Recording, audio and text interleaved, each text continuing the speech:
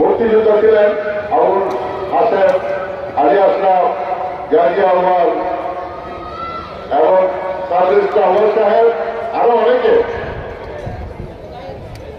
তারা বলেছিল আমার বাবাকে যাতে চেয়ারম্যান নির্বাচন করেন আমরা আপনার পক্ষে কাজ করব। জায়গাটা ক্লাবে নামেছেন, হরিরামপুর সাংস্কৃতিক সংসদে নামেছেন। আমার বাবা বললো যে না, হরিরামপুর সাংস্কৃতিক সংসদে আমি দেবো না, তোমরা স্কুল করো, আমি স্কুলে নামে দেব।